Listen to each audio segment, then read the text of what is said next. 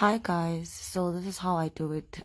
You open a line and then you open another line in the line that you're going to stitch on.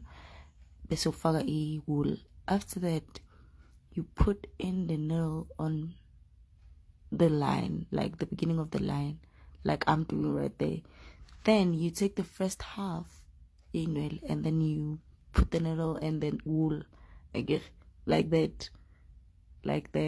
As you see, as I'm doing right there. So you go like that up until the last part of the line that you are stitching on.